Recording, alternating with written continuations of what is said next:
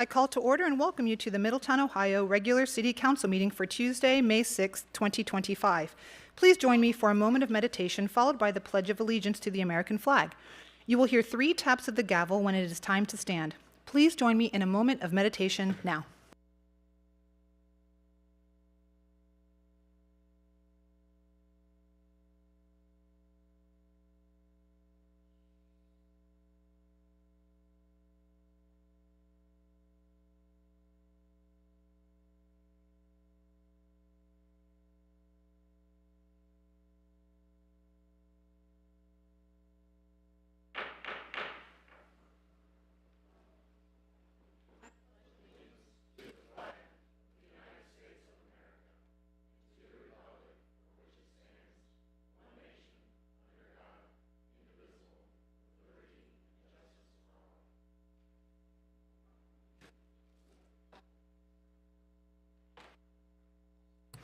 Clerk of Council, Mrs. Amy Skank, please call the attendance roll.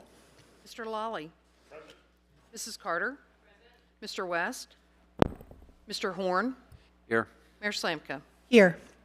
Is there a motion to excuse Councilmember West? Motion. Is there a second? Second. It has been properly moved and seconded. We will proceed to vote. Mrs. Skank, please call the roll.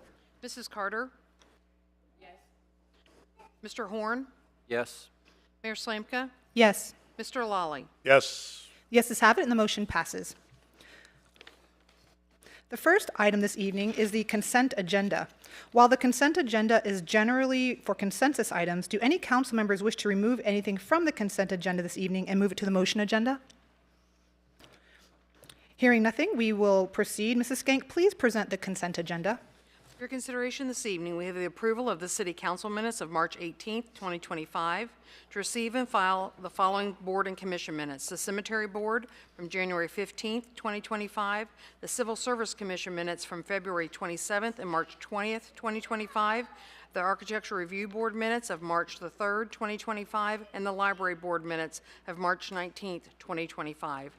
To confirm the conditional appointments of Ginger Holland and Mary Pinnock to the position of Senior Account Clerk in the Department of Finance, Division of Tax, Justin Greenberg to the position of Water Reclamation Operator in the Department of Public Works and Utilities, Division of Water Reclamation, and Mackenzie Sawyers to the position of Patrol Officer in the Department of Public Safety, Division of Police, Bakari Jumba to the position of Firefighter Paramedic in the Department of Public Safety, Division of Fire.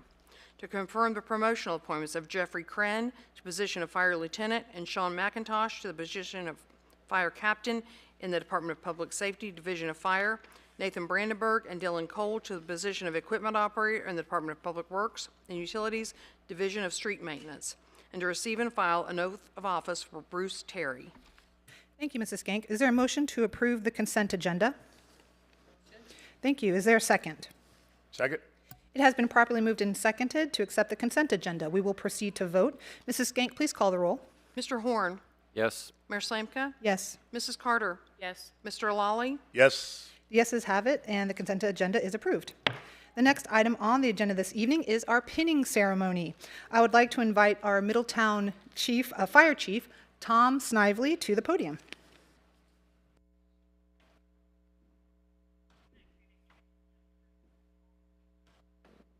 Good evening, Mayor, City Council.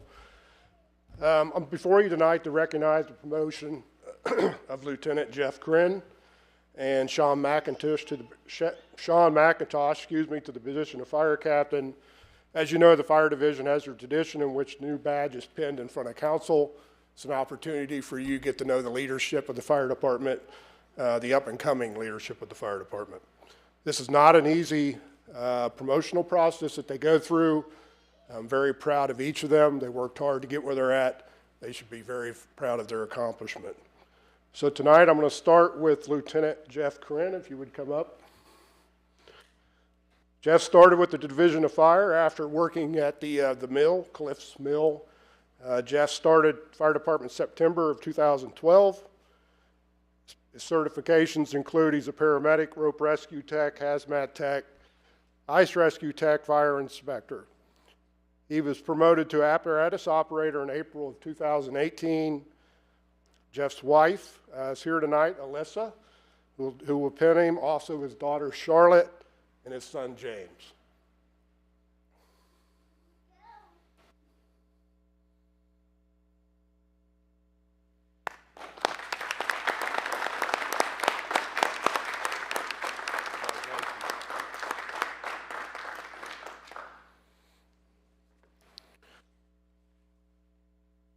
Now we'll introduce Sean McIntosh and his family. Sean is a Navy veteran, serving 6 years as a petty officer, second class, aboard the USS Rents, which included 2 deployments. Sean was hired at MFD in 2016, March of 2016. His certifications include he's a paramedic, fire safety inspector, fire and EMS instructor. His multiple technical rescue certifications, including rope, confined space, hazmat, ice rescue, as well as swift water rescue.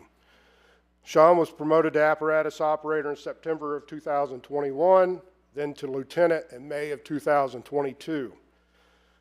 Sean also commands the honor guard for the fire department.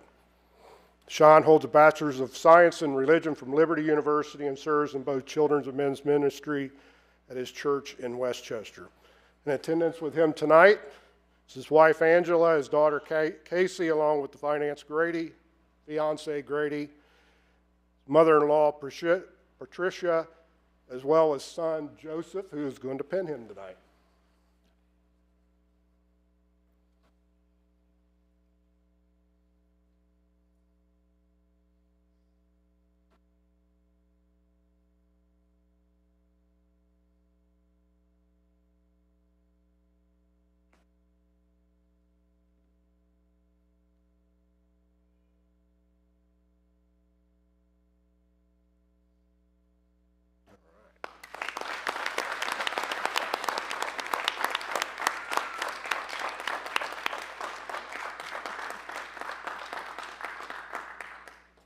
Thank you, Mayor.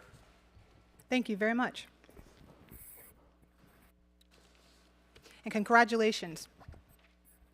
Next on the agenda is a public hearing regarding the boundaries of the proposed Cristo Homes Incentive District TIF. Assistant Law Director Jack Hemingway, you have the floor for the swearing in. For anyone who is going to give testimony, please stand and raise their right hand. Repeat after me. I do swear or affirm that the testimony you're about to give will be the truth, the whole truth, and nothing but the truth.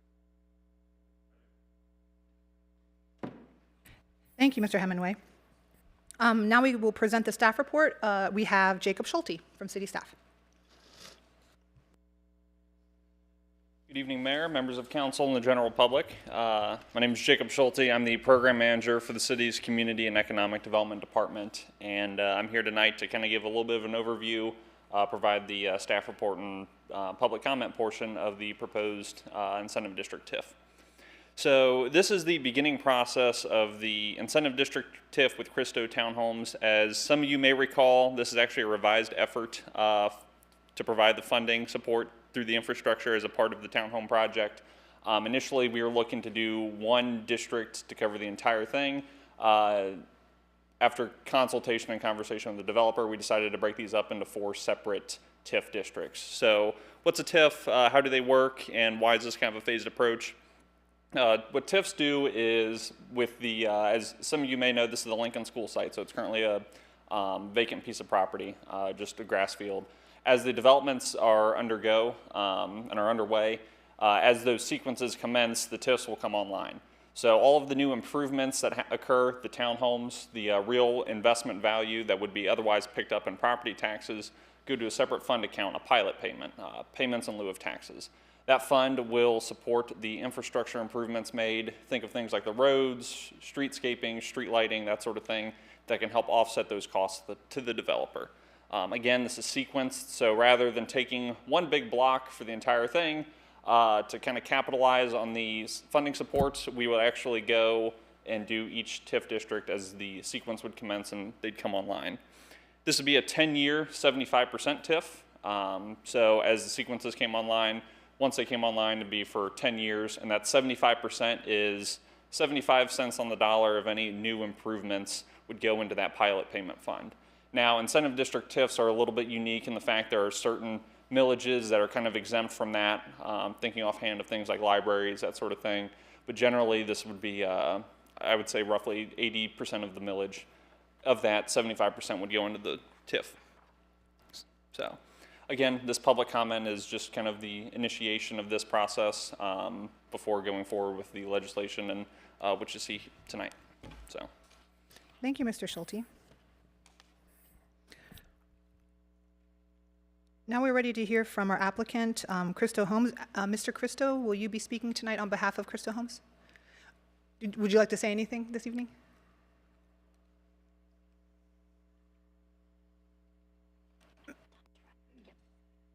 Good evening. Adam Christo, Christo Homes, 7594 Tyler's Place Boulevard.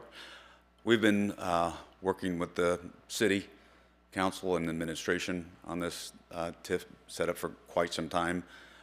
The goal here is, with the higher pricing of housing, trying to get a more affordable, attainable housing units, and allowing us to get the TIF funding for the infrastructure. This will basically allow us to reduce. I think we came in at 285 through working with the city. We think we may be 240 now with the support with the TIF and some other things we've been able to work out with the city. So on a TIF district, right now the property is earning, the city owns it, so there's really no tax benefit. But if it's just a raw piece of land sitting there, it's on a valuation of $150,000. It's earning 1-2%. When you come in and you're able to develop a property like this, it immediately, over that 10 years, you're actually growing those revenues substantially, because at least you're getting 25% now of 59 homes at $250,000, and in addition, after 10 years, you get the full value. So for all those benefits and being able to come in at a affordable price point, we think this is a real benefit to the city and to prospective buyers who want to be able to have attainable housing. Thank you. Thank you, Mr. Christo. At this point, do we have anybody who wishes to speak in support? Is there anyone in the audience who wishes to speak in support? Okay, seeing none, we will continue. Is there anybody who wishes to speak opposed? Anyone who wishes to speak opposed? Seeing none, we will continue. And just anyone who wants to speak in a general nature? In a general nature. Okay, seeing none, we will continue. Again, Mr. Christie, you are able to come up one more time if you wish, but you do not have to. All right, thank you. All right, this concludes the public comment portion of the public hearing. We will now move on to council deliberations. We encourage you to stay, though there will be no further public comment and no interruptions at this time. Council, do you have any comments or questions at this time? Okay. Seeing none, we will continue. Oh, Mrs. Carter, I think your mic needs to be. We're speaking of 59, did you say 59 units? Yes. Yes, please, you can come up to the microphone. Thank you.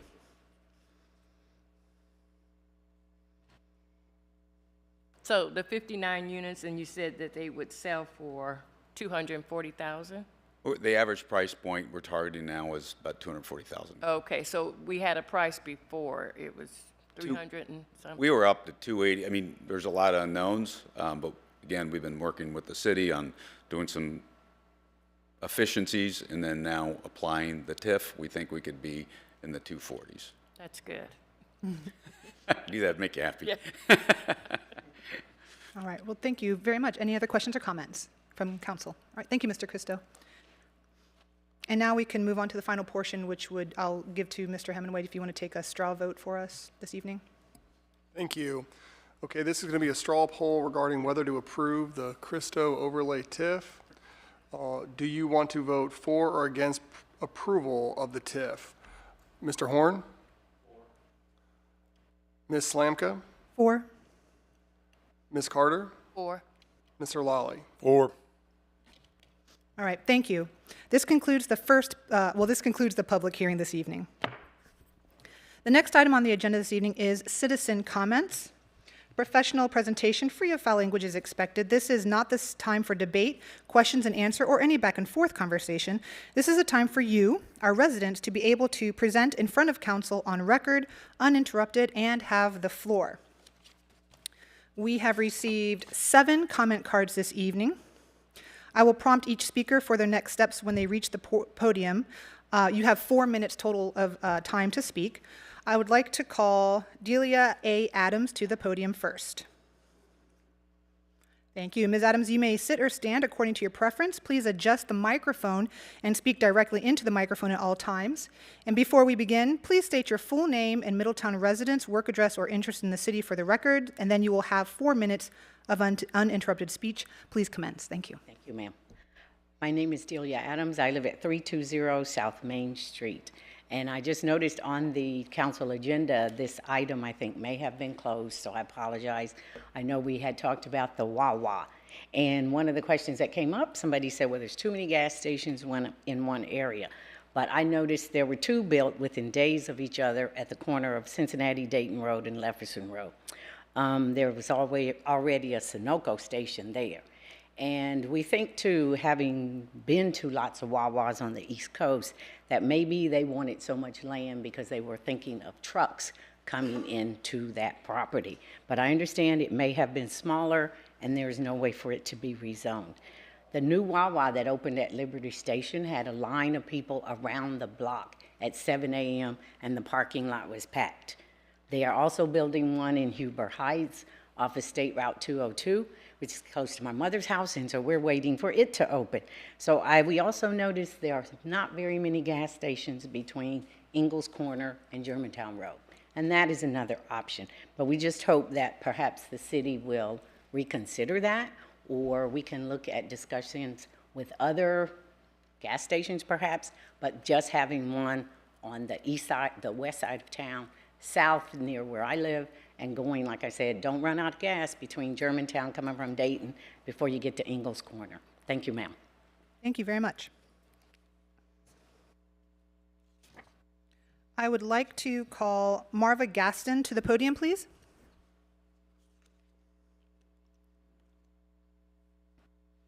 And you may sit or stand according to your preference. Please adjust the microphone and speak directly into the microphone at all times. Before we begin, please state your full name and Middletown residence or work address for the record. You will then have 4 minutes of uninterrupted speech. Please commence. Yes, my name is Marva Gaston. I live at 913 6th Avenue. And my concern is the debris left over from the demolition of the factory on Verity Parkway. Where my house sits, as soon as I walk out the door, look to the left, I see the debris. And it's stacked, I know, at least 4 stories high. I wanted to know what the city's plan was and timeline to remove that debris. Everything is dusty, everything stays dusty. It's in the way my house is positioned, I get that breeze straight across my porch. I love sitting out on my porch, and it's a deterrent because I don't want to breathe all that in. I also feel as though it's becoming a health issue to me because I'm inhaling all that dust and dirt when I am outside, you know, working in my yard or whatever. So I just wanted to know, excuse me, what the city's plan was to remove that debris. Thank you very much. I would like to call Ms. Cinda Lee to the podium. She stepped out for a second. Okay. So, We can move on and then come back, circle back to her yes. when she returns. Okay. Yes. At this point, then, I would like to call Mr. Robbie Barrett to the podium, please. Mr. Robbie Barrett.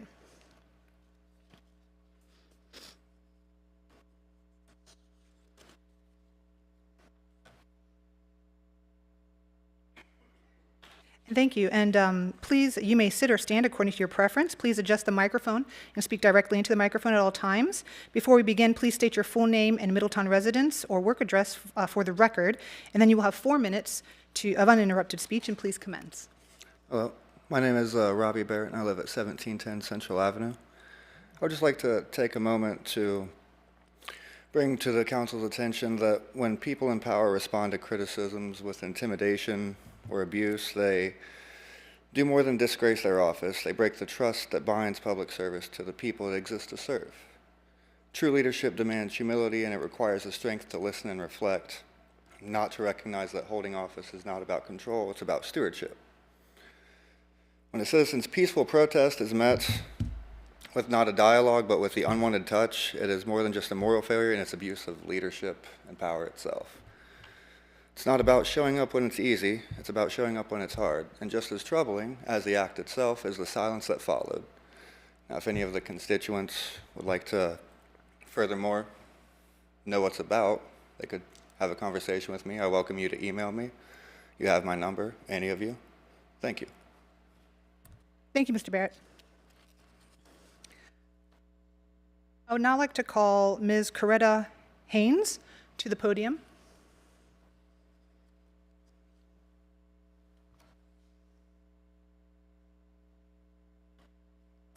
Thank you. You may sit or stand according to your preference. Please adjust the microphone and speak directly into the microphone at all times. Before we begin, please do state your full name and Middletown residence or work address for the record, and then you will have 4 minutes of uninterrupted speech. Please commence. Hi, my name is Coretta Haynes. I am the current resident owner at 1318 Young Street, and I am here today to address council on the park at Michigan. I did attend the Michigan board meeting, and they told me to come here. I turned in to Miss Amy a stack of signed petitions. I went around the community and within my neighborhood so that we can ask council park meeting to not only save our little park on Michigan, but to revamp it. We have been made aware that the city did get some money for the parks, and some were redone and everything. And being that we have such a little park, I did speak with, I believe it was Charlie, and he kind of mentioned that they were thinking of tearing it out, and I'm like, oh no, we do not want it tore out just because we're asking for some things to be fixed and or painted or just, restored on our park. We do have a lot of children in my neighborhood, and they do visit it, and we also have children that come from a little further out to come visit our park. So I'm here today hoping that we can have our park revamped, and even as a community, when I was going around to get the petition signed, as a community we can come together, paint it, do whatever we need to do just so that our little park can stay and, for our children and be safe. That was the main thing. Thank you very much.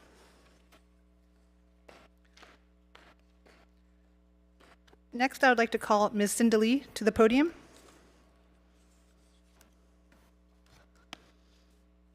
And you may sit or stand according to your preference, and please adjust the microphone and speak directly into the microphone at all times. Before we begin, please state your full name and Middletown residence or work address for the city record. You will then have 4 minutes of uninterrupted speech. Please commence. Okay, thank you. My name is Cinda Lee. I live at 515 Courier Road, Middletown, Ohio. Good evening, and thank you for your time. I am here today to repeat my request the City of Middletown amends or ideally entirely repeals the ordinance regarding the city's homeless cat population. This ordinance is outdated and ineffective, and a more viable solution that has been working effectively is readily available to continue working with the colony at Smith Park. Based on data from multiple scientific studies, which I did supply the mayor with, and she will give everyone copies, Trap, Neuter, Return, Manage, TNRM, immediately stabilizes the cat colony population and gradually reduces it, as confirmed by scientific studies, community experience, and common sense. TNRM works and is the only humane and effective long-term solution to managing these community cats. This isn't just about the cats. The current policy regarding the current policy negatively impacts people in the community who are trying to treat these cats humanely. Community volunteers and rescue staff are stretched thin and growing emotionally drained. It is very frustrating knowing that we are expending resources on a program that will fail. It is especially difficult since we know that TNRM works. TNRM involves humanely trapping cats, getting them spayed or neutered and vaccinated, and then returned to their home territory. Because their ears are tipped while receiving veterinary care, volunteers can easily identify, monitor, and care for these cats for the rest of their natural lives. In contrast, trapping and removing the cats not only lacks compassion, it also doesn't work. Science has documented that the vacuum effect, which shows when you remove cats from an area, new ones will move in to replace them. These newcomers then reproduce faster, believe it or not, and the population not only rebounds, it grows. And that means community volunteers are looped into a never-ending cycle of trapping and removing cat colonies. We realize the vacuum effect means cat colonies will never fully go away. TNRM programs greatly reduce a colony's population and mitigate any impact of new cats joining the colony. Rehoming socialized cats is another program that with limited success. Many times due to a combination of strong territorial instincts, homing ability, and a preference for familiar environments, rehomed cats escape their new homes and return to their colony. We just experienced with this with 2 socialized cats that were rehomed from Smith Park. One made their way all the way back to Smith Park, FYI. Both cats escaped their indoor homes. Volunteers spent countless hours handing out and posting flyers, traveling 4 times daily to the Westchester area home where one cat was placed. We finally found him over a week later. The second cat, like I said, made his way back, and he had been placed on Woodlawn Avenue in a home. Both cats punched out a screen in a window and jumped 2nd floor. These cats were clearly bonded to their outdoor home. Forced rehoming does not work for every cat and shouldn't be the default solution, especially when TNRM already provides a safe and scientifically backed alternative. TNRM is gaining traction nationwide. Many cities, U.S., like San Jose, New York, Chicago, have embraced it and seen results. Even the U.S. Centers for Disease Control and Prevention supports TNRM as best practice for controlling community cat populations. I urge Middletown City Council to follow that lead. Middletown has the opportunity to be a regional example of humane and effective animal policy. The tri-state area is watching our city, and by repealing or amending the current ordinance, we can use the platform to elevate Middletown, showing us to be forward-thinking leaders. Thank you, Cinda. That is time. Okay, Thank thank you. you. I would next like to call Mr. Wayne Wardlow.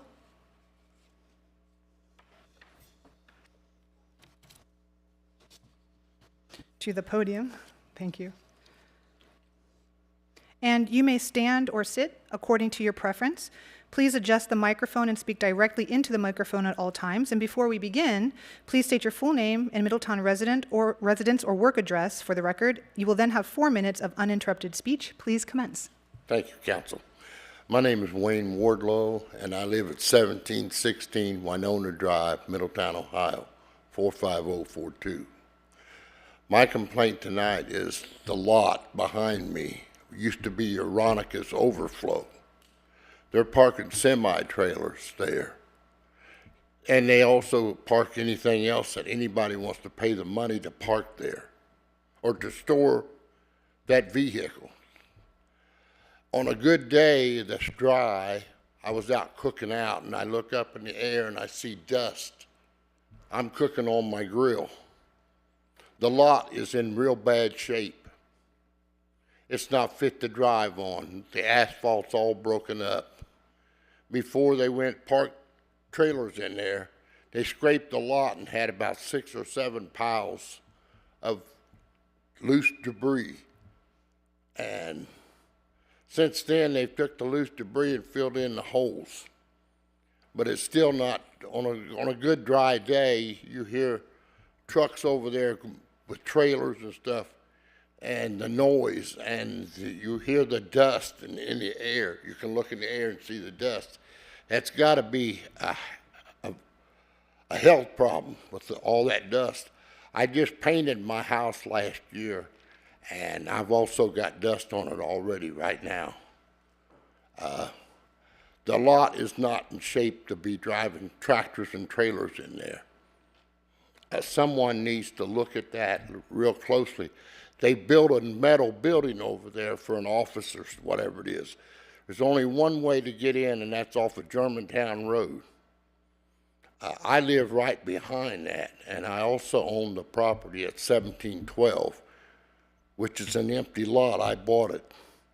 And I see a lot of dust and stuff in that area when they're driving around through there. And I went out to my back gate here about 2 months ago that tractor and trailer was doing at least 25 miles an hour. And the dust was just flowing all in the air. And I think it needs to be looked into. It was Veronica's overflow before they bought that and moved tractor and trailers in there. It's a health problem to the people on Winona Drive. That's all I've got to say. Thank you. Thank you very much. And the final comment this evening is from Deanna Shores. I'd like to call Deanna Shores to the podium.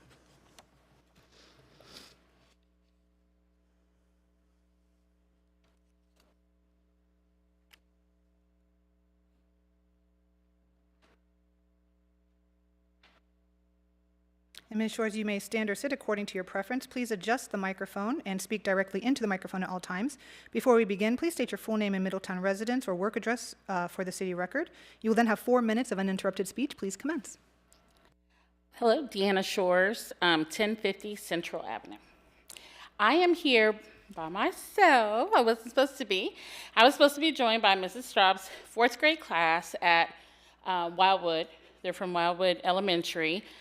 And I have had the pleasure this year to be a part of the Kiwanis Adopt a Class. And we have spent time talking about civil engagement and what it means to be a good citizen this year. And it's been amazing. Hopefully the kids can come at some point. We were going to try to reschedule, but they will be out of school by the next time. So I thought I'd at least come and talk a little bit about their project. We did send you some copies of their superheroes, and I just wanted to highlight a few of them for the public, because some of them were really, really cool. All of them are cool, but we have a superhero here who will help with the roads, all the potholes. So if we can find that superhero, I'm sure everybody will be really great. I'm really excited about that. We have a superhero who's going to be quite busy. He would like to help fix some houses, catch criminals, and help push up small business. So this is a diverse a group of superheroes. Another superhero, she will save the earth and the moon, but while in Middletown, she's going to talk to bullies, and she's going to hope that they will listen to her so that they would stop bullying people at school. Another one would build lots of shelters for homeless people, and she'd also help us clean up. Now, this superhero is very specific. There's lots of things he would like to accomplish, but his main one is to reopen Cinema 10. This superhero must want to star in some movies. And this superhero will keep everyone safe. I guess he'll help cheap out.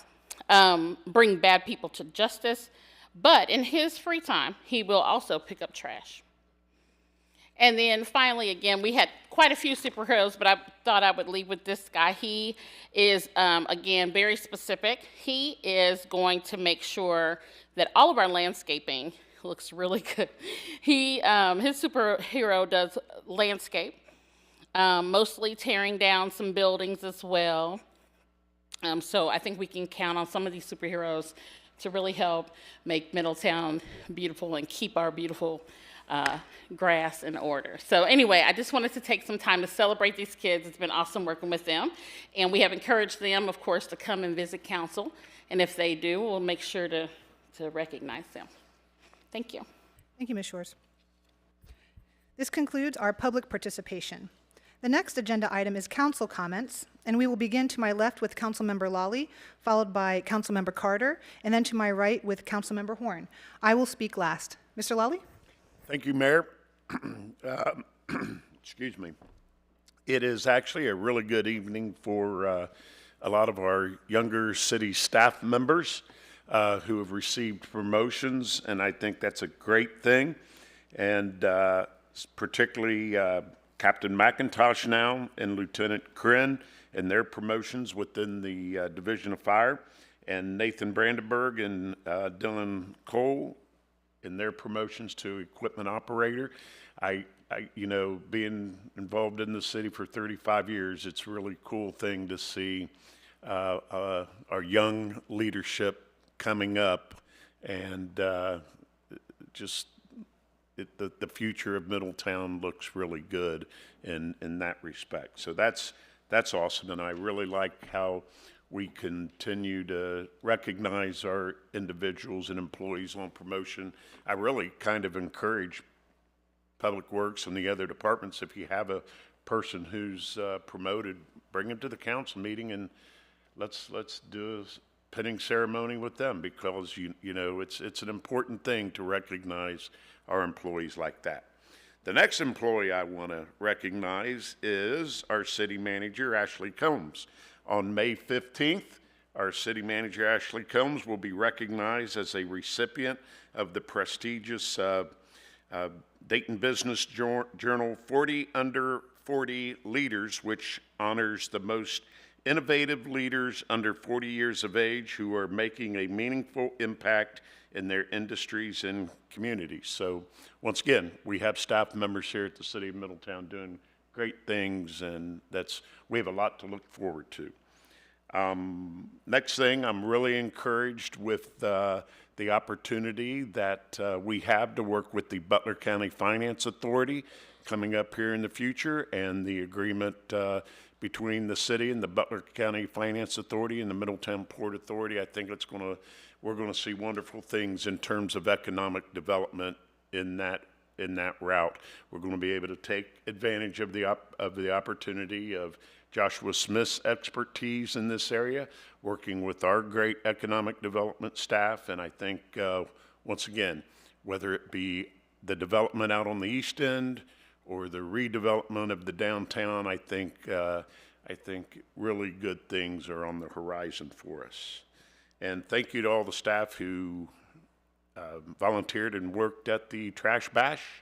I think be excited to hear what the numbers are here in a couple weeks, but I think a lot of people in the city took advantage of the opportunity to clean up their areas and their homes, so that's a good thing. So that's all I have, Mayor. Thank you. Thank you, Mr. Lally. Mrs. Carter? Good evening, Middletown. I'd like to congratulate our new firefighter leaders also.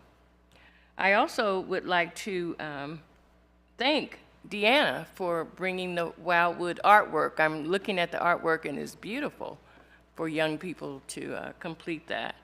The Michigan Park, I used to go to Michigan Park, so I will make an effort to talk about Michigan Park with the park board, because I think that's the only park within that area.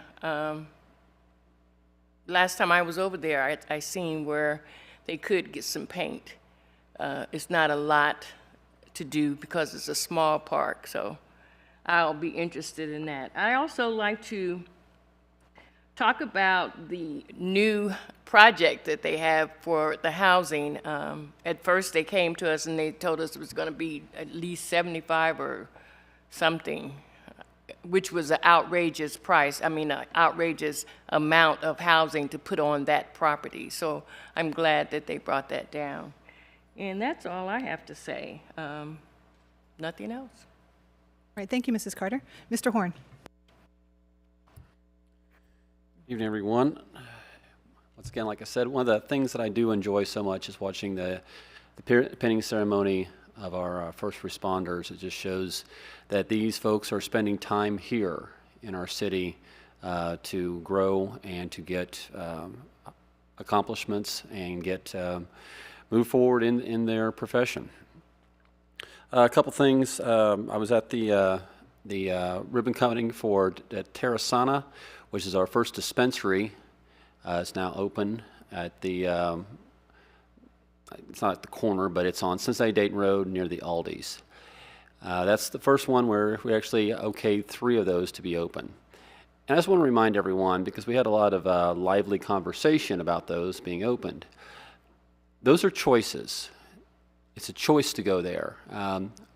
Me personally, I cannot partake. Not that I have ever, for 2 reasons. One, I'm a master electrician. OSHA does not want me to partake. And then the other part is I hold a CCW license, so Sheriff Jones doesn't want me to partake. But the reason why I pushed for that legislation to be changed and repealed is because our citizens said they wanted it, so they can make that choice. So Chad and his group, they're very professional out there. It is very secure. It's very by the numbers with the state. And if you want to partake, then, and you fall in the guidelines, that's our first dispensary of 3. The next event that I attended was over at Smith Park with the lacrosse and soccer. And that was an event. That was really, every field was full. Families were gathering. It was just a good time. It was a good day, no rain or anything like that. But our park is in need of some parking in that area somehow, but we can work on that with the city. But it was just, it's amazing to see that park that full. It reminded me when I was a lot younger and when we had knot-hole baseball there, and it was just full. And that's what we want. We want our city to be many things, but also to be an event destination, and we are definitely working on that. And the last thing is our artwork here. And this is one thing that I've always talked about and will continue to talk about while I'm here, is I am trying to build for the 10-year-old, the 20-year-old, the 30-year-old. And as I look through all these drawings from these students from Wildwood, I noticed something.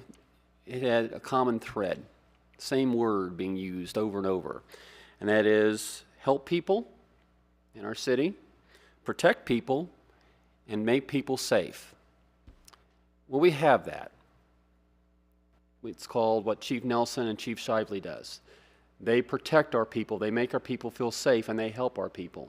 And that's why I am very much of an advocate about putting as much as we can toward police and the fire department, our first responders, because that's what people want.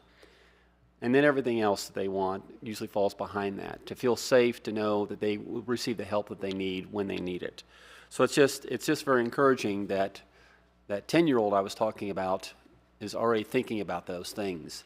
And that is also just shows that they're thinking about those things. That means that's a conversation they're having with their parents, their guardian, and it is a concern because it is the common thread between all this.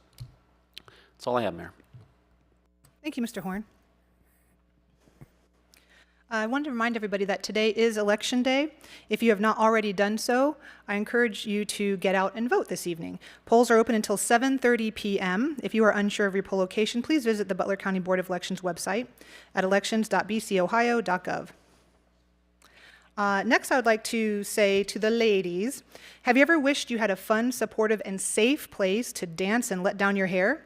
Look no further than Power Surge this Friday, May 9th from 7 p.m. to 11 p.m. at the Windermere, located at 2 South Main Street in downtown Middletown.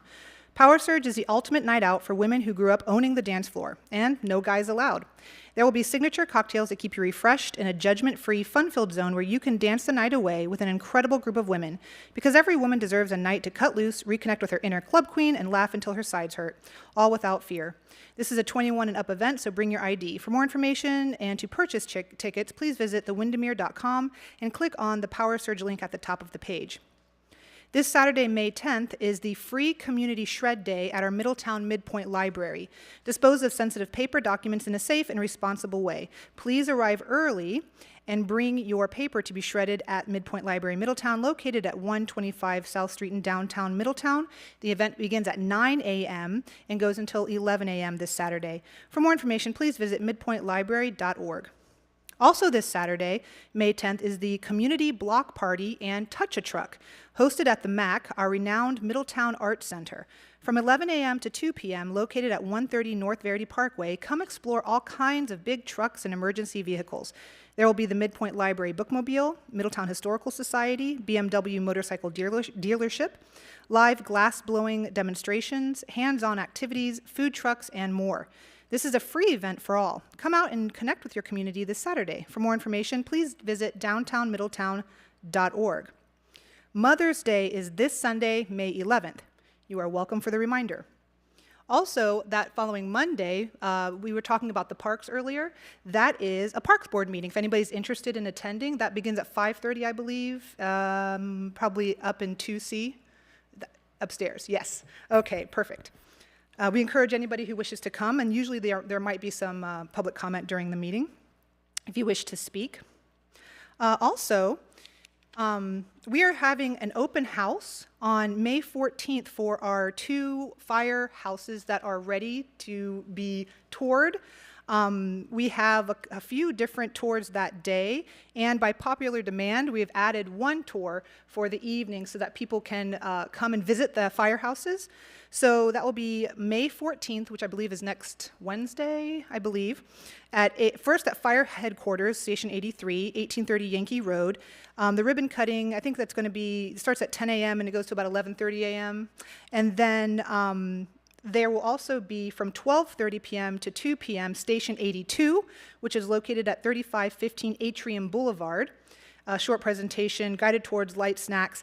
And then the additional time will be that evening from 6 p.m. to 8 p.m. and you can go to either location at your leisure and at your pleasure. That'll be very exciting. Come meet the newly pinned and promoted members as well. Also, let's see here. May 17th is the Middletown Walk and Talk and Walk with a Doc combined event, Middletown, May 17th. You will be able to walk with a doctor. We will meet at New Era Baptist Church located at 1120 Yankee Road at 9:30 a.m. Come get out in the community, have some fellowship, and lend a hand by picking up trash. Let's see, the topic this month is mental health. And if you have any questions, please do contact Deanna Shores with the Safety Council of Southwest Ohio. Did you know that every year, the Saturday after Mother's Day, is the annual Women's Wine and Chocolate Walk in downtown Middletown?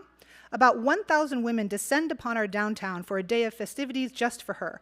On Saturday, May 17th, grab your friends for an afternoon filled with wine, chocolate, shopping, food, and entertainment in historic downtown Middletown, where everything is for the ladies and a day just for you. Be prepared for fun, good times, and laughs. This event supports dozens of small businesses and serves as a fundraiser for Downtown Middletown, Inc., also known as DMI. You'll get an exciting afternoon with your gal pals, and you'll be supporting a great cause at the same time. Tickets are available online from downtownmiddletown.org, and they go fast, so be sure to purchase soon. As a reminder, the City of Middletown accepts applications for our boards and commissions throughout the year. So if there is something that you have an interest in and you wish to give back to your city in this way, please do submit your application. To learn more, please visit the city's website at cityofmiddletown.org. Lastly, and as always, there are many ways to get involved with your community and give back. Join a board or committee, run for office, apply for a job with the city, volunteer at the hospital, pick up trash in your neighborhood or park, plant a garden in your yard, smile at a neighbor, find joy and satisfaction for a job well done in whatever work you do, or just have a positive and giving attitude. Find something that you can do regularly and give back. We are all connected and we are all in this together. The care of our city is an adventure in which we all get to share. That is all from me tonight, and this concludes our council comments. The next agenda item is city manager reports. City manager Ms. Ashley Combs, you have the floor. Good evening. So the first presentation we have for you is city-owned downtown buildings presentation. I'm going to invite forward the Chief Building Official, Larry Tuttle, and Captain Frank Boffman.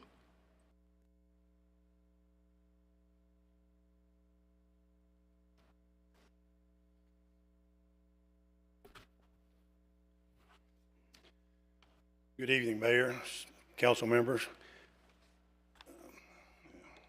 Let me get this adjusted here.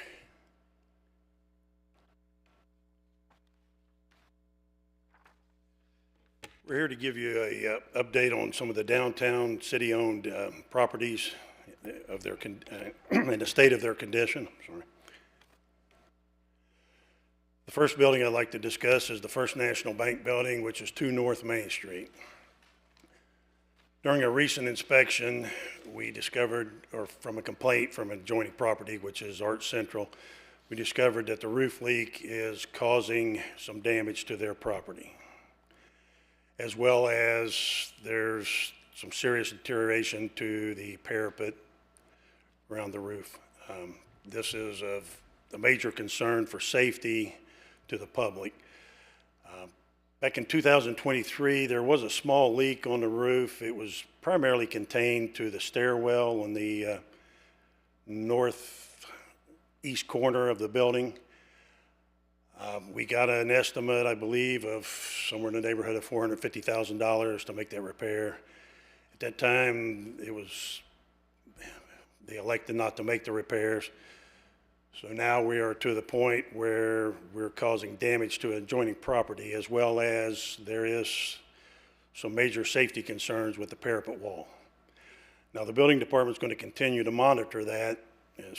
We'll go over there periodically every 2 or 3 weeks to determine if there's any further deterioration. If in the event that it deteriorates to the point that we feel that the or the parapet wall is unstable, we're going to be forced to have to close some streets down.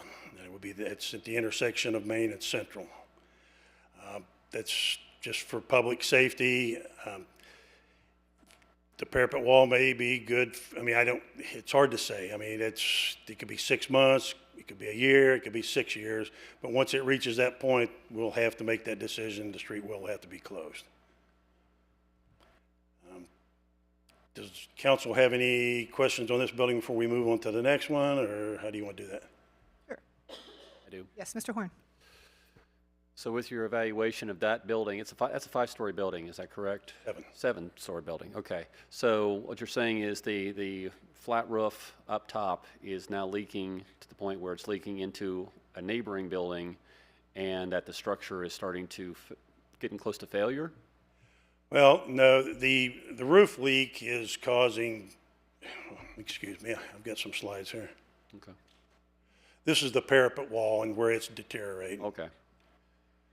There's the top 3 slides are, again, the parapet wall. The lower slides are the interior rooms of the First National Bank building. Okay. Some of the damage you can see where grass is growing in the interior of the building. The damage that's being caused to Arts Central is minimal at this point, but there is damage being caused, and it's going to continue to get worse. Okay. So in my opinion, we need to address that. We've had this in the past and with other buildings. And I see what you're saying. The parapet wall up top is what potentially could fall over. That would be the parapet wall, which is roughly 7 to 8 feet tall. Okay. It's made up of brick, stucco, and then the exterior's got stone, and you can see it's some concrete columns. If that were to fall 7 stories, I don't think we could fence it in onto the sidewalk. It would get out into the street, so we're going to be forced to shut streets down. So with the repair of the roof, the flat roof, then also with the repair of this would have to be inclusive with that? Yeah, due to the fact that the roof rolls up on the parapet wall and attaches to it, you're going to have to repair the parapet wall before you put the new roof on. Okay. Now, that quote that we had for $450,000, that was a couple years ago, and that was before all this deterioration. So, plus the damage to the interior of the building now is pretty extensive where it wasn't before a couple years ago. Okay. Thank you. So, a couple questions I have. One, is it possible to take down the parapet wall? And if so, what's the cost of just taking down the parapet wall? And then 2, what is the cost of demolishing this building? Here's my problem. My problem is we're going to put $1 million into a building that we have no idea what our downtown plan even is. I mean, in 3 months, somebody else could own it, and we just put $1 million into a property that is not even, we don't even know what the downtown plan is, and if we'd even own it in 6 months. I get we have to do something, but all their alternatives, like, can we just take down the parapet wall? I get the safety thing, and what would the cost of that be? Then I'd like to see what the cost would be to demolish the entire building. You know, if you remove the parapet wall and didn't repair the roof, it would just accelerate the deterioration of the building. If you're going to make that decision, if that's going to be the call, it would be my recommendation to take the building down. So if we can get what the costs are for that, that I'll have to get. I just got a ballpark. And I know it would take a while to do that, but I think it needs to be looked at. I can get prices for both if you'd like. Yeah. Yeah, that would be good, just to, so we know all the options. And that was my question as well. It's like, would we have to shut down? It could be with the fence, but from what you said, because of the height, it would just, we'd have to shut the entire street down.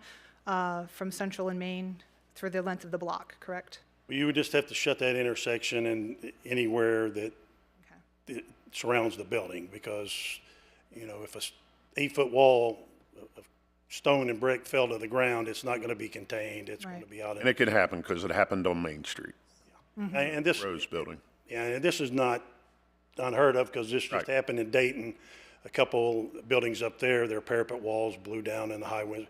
We've had some extremely high winds, so that's of concern here. Right, so this is something that we have to do quickly. We have to move quickly on. It would be my recommendation that we move rather quickly on. Okay. How long would it take to tear it down? You mean to take the entire building down? Right. You know, I'm going to guess we're going to be well into the summer by the time we get quotes and you go through all the process that you would have to do. I mean, to take the building down itself, I mean, one of the larger contractors will probably take that down in a month. Okay, so either way, going through the process. Yes.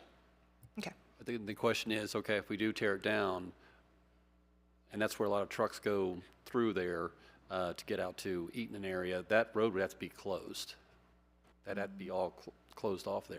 It'd have to be, wouldn't it, at Main and Central? If we elected to take it down, and quite possibly if they do the repairs, they may have to shut it down for some time to make the parapet repairs. Okay. Just a thought. They would just have to do a detour. Right. All right. Any other comments for this building at this time? Nope. All right, thank you. There's just a couple more pictures there of that.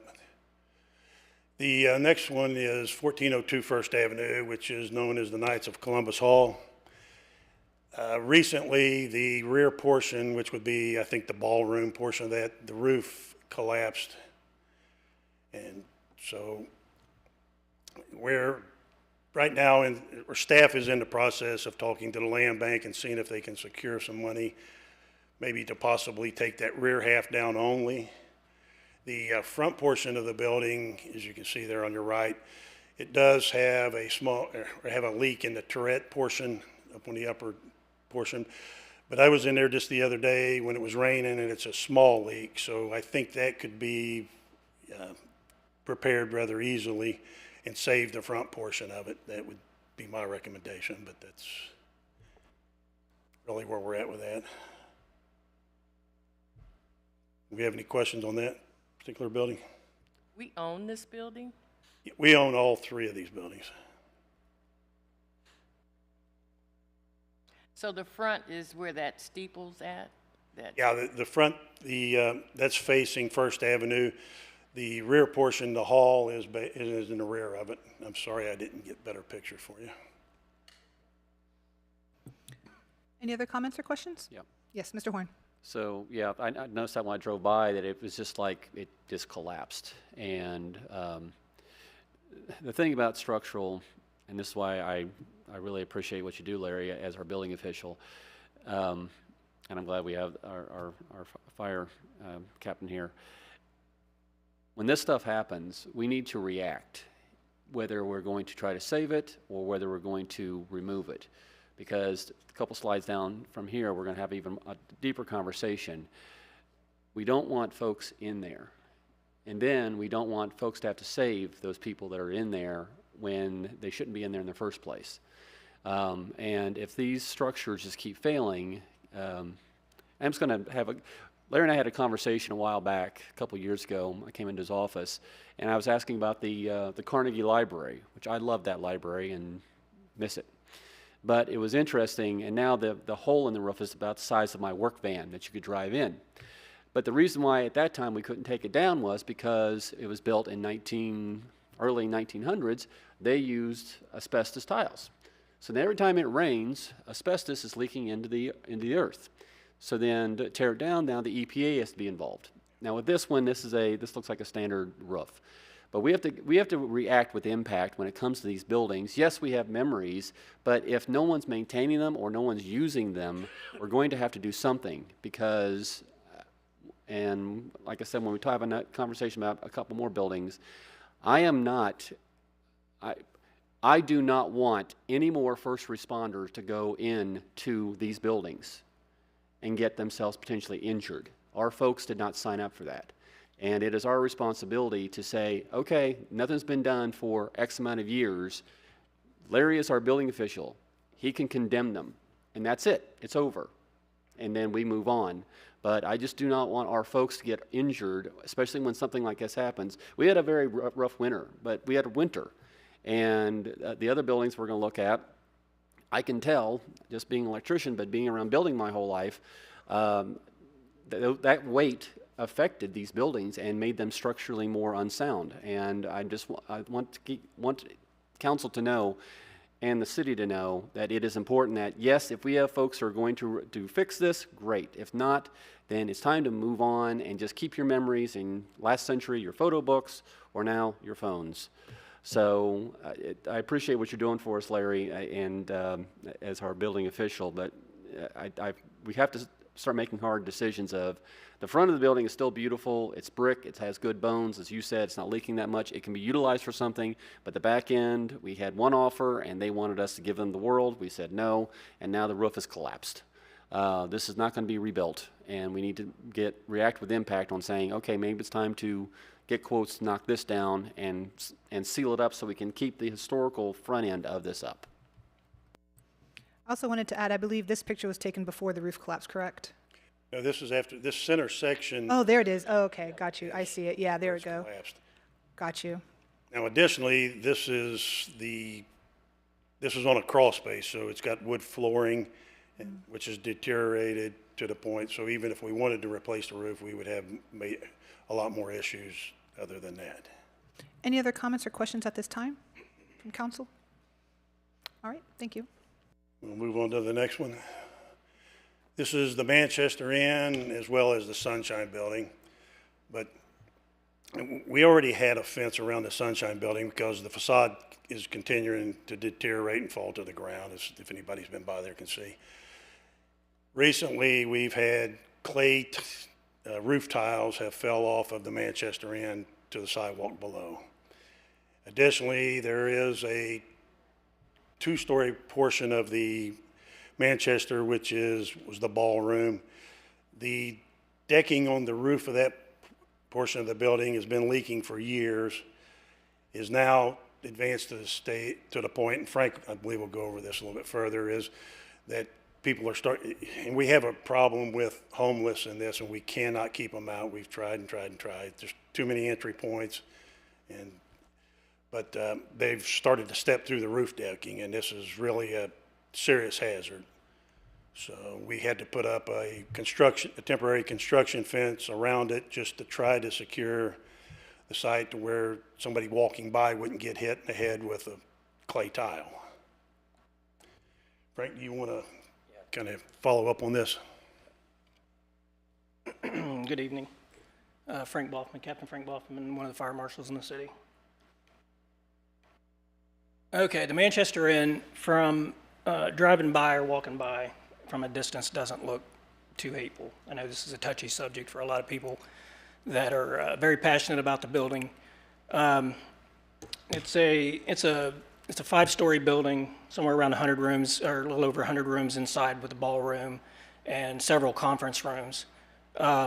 Building opened in the 20s, shut down sometime around 2011, and it's just been sitting there, kind of falling apart ever since. Like Mr. Tuttle stated, we can't keep the people out of there. They break in, they're stripping copper and getting anything that they can of value and just destroying the building a little at a time in the process. You know, what the building once was is long gone if you get inside and take a closer look, and like he said, with the roof and such.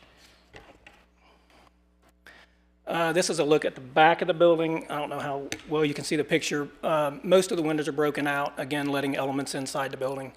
The fire escapes are in really bad shape. Their welds are starting to break in places, steps are starting to break in places, and as you stated, a very safe or unsafe condition for us to have to go up and down if we were to need to. Let's see here. Mr. Tuttle mentioned the tile roof. This is some of the terracotta tiles that's on the trim of the roof of the building, as well as That's an elevator penthouse on the picture to the left. Those are starting to fall. The nails or whatever that hold them up there are just starting to rust away and fall, further allowing water to get down into the wall space between the interior and exterior of the building.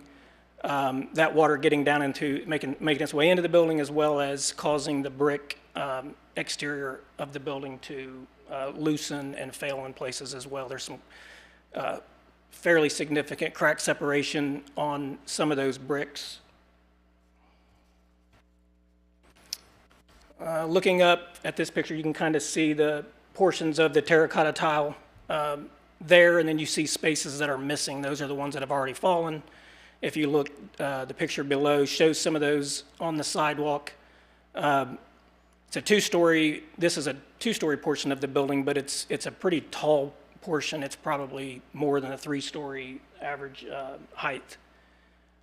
You can also see them on the other picture up there that they're sliding down and falling, and most of them are landing on the sidewalk, but they can bounce out into the roadway.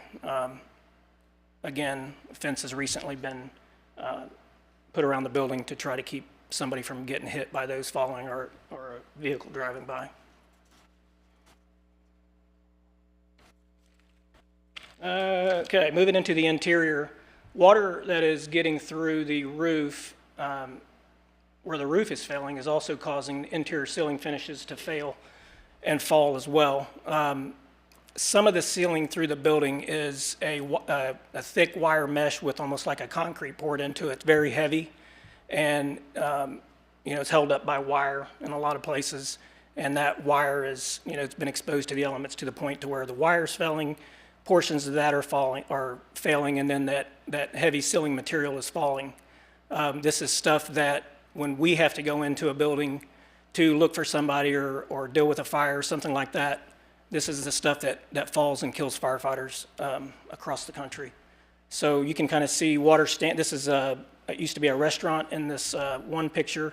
You can see water standing on the floor and just the ceiling finish damage that's inside. This is the basement. Same thing, when I took this picture, there was probably an inch or more standing water in the basement. You can see the ductwork for HVAC, the railing for the ceiling tiles, and wiring and such hanging where it's failed from the water running down. You can also see excessive mold growing on the walls from being damp and moisture with no climate control. This would be, somebody with respiratory problems would have an issue with breathing down in this. This is the ballroom. This is the area that the roof is in the worst shape above. Again, ceilings failing and falling. You can see standing water on the floor of the old ballroom. The floor is covered with wood that's deteriorating just from the water damage, but the concrete in areas below the wood is starting to spall.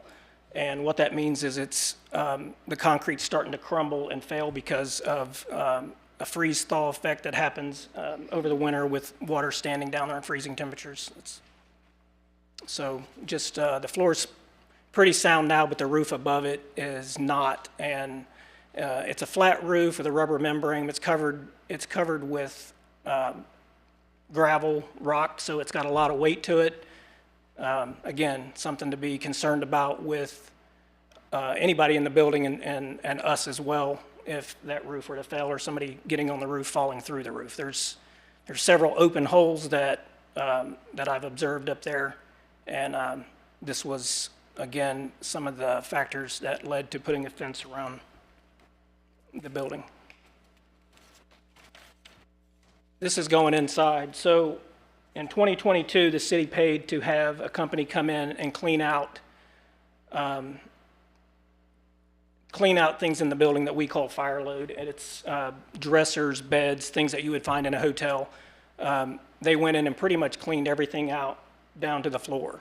What you can see in these pictures is pretty common throughout the entire hotel of stuff that's been drugged back in since that time. There's probably not one door that's not torn up There's very few windows that are not broken out. All this stuff to include human feces to just trash and sorts of all kind have been drugged back in there. Hypodermic needles all over the place. It's just, it's a mess inside there.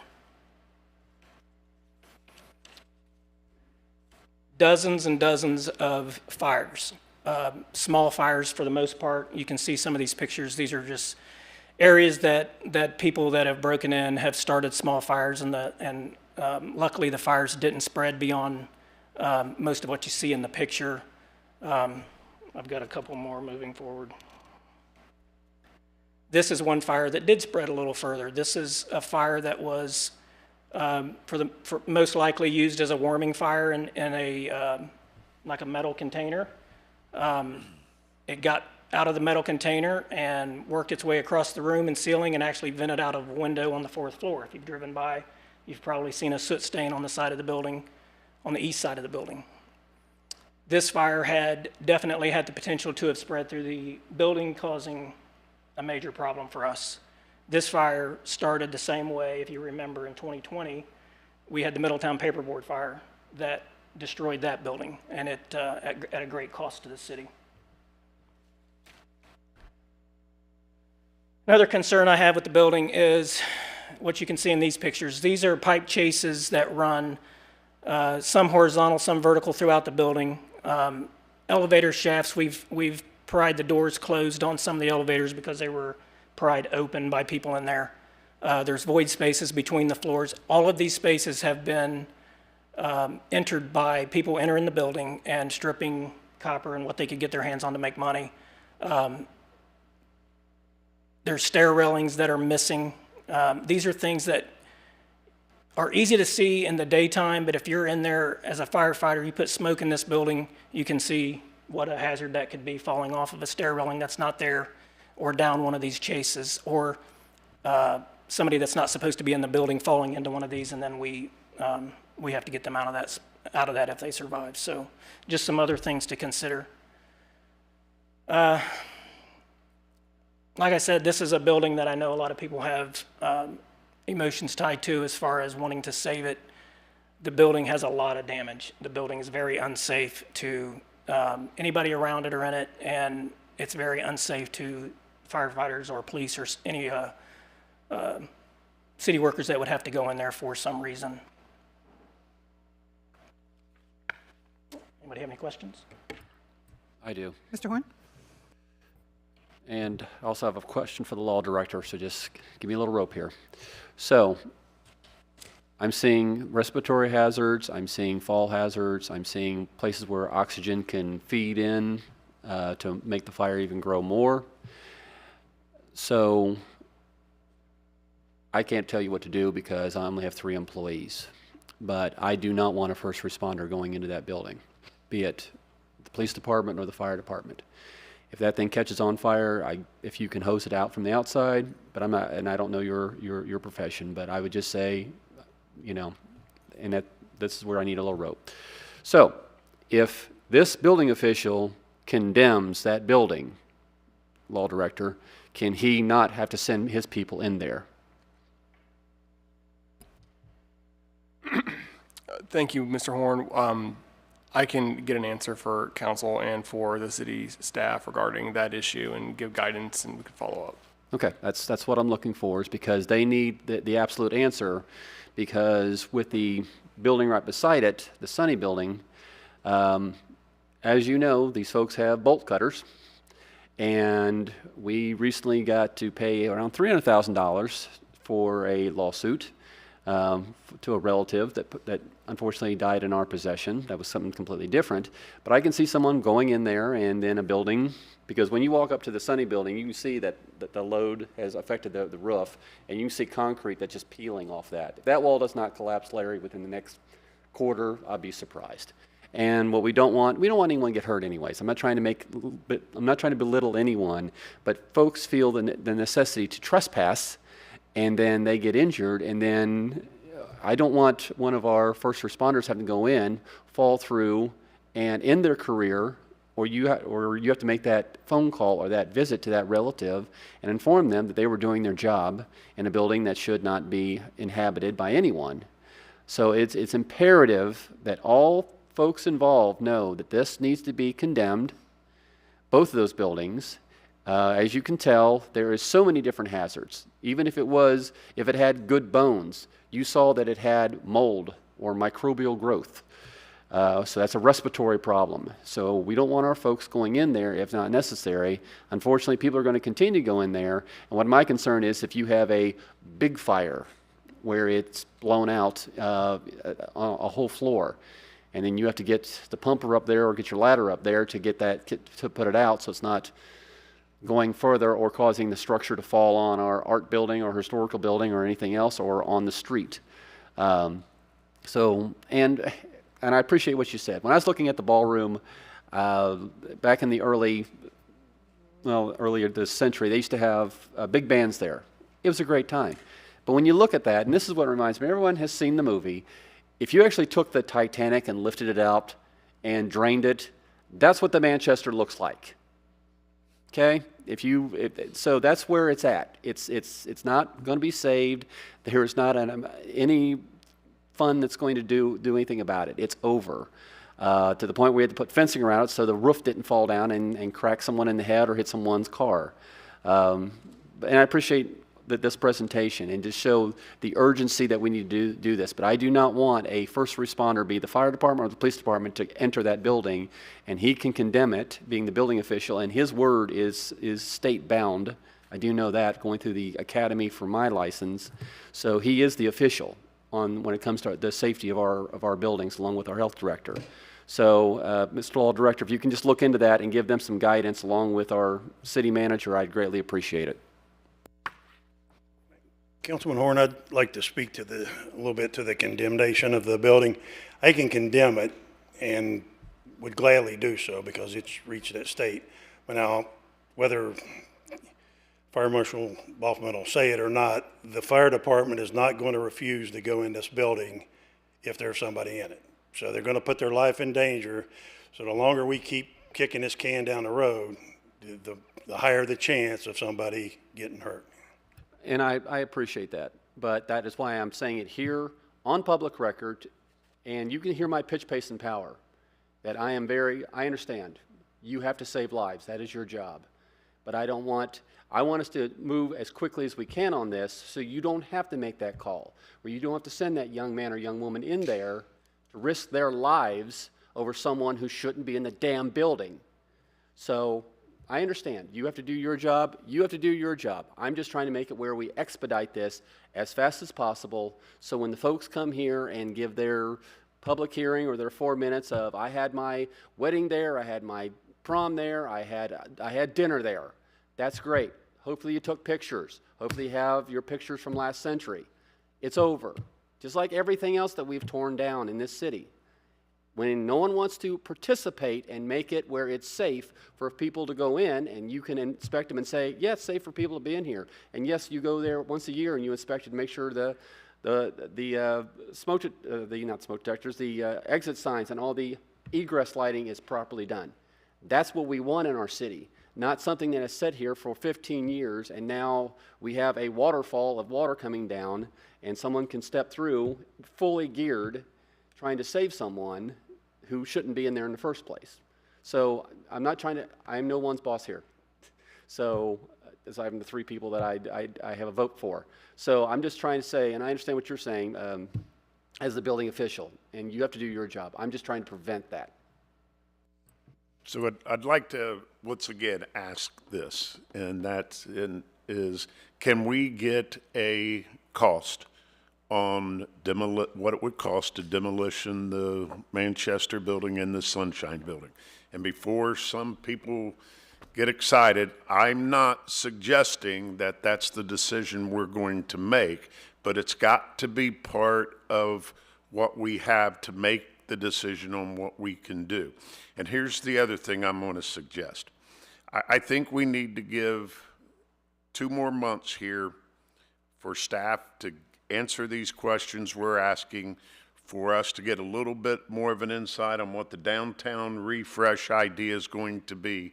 And then I'd like to say what we need to do is have a work session in the first part of August, and council needs to, on that day that we have the work session, council needs to make a decision before we leave that day what we're doing with these buildings. Well, it's time to make a decision on this. We've kicked this can down the road far enough. I can tell you for a fact, because I was in the meeting, the cost to restore the Manchester, the Sunshine Building, and that area around it was nearly $18 million. That's what this is going to come down to, is do we have the money to do something like that? I don't know. You know, we're going to have to look at the grants and all that stuff.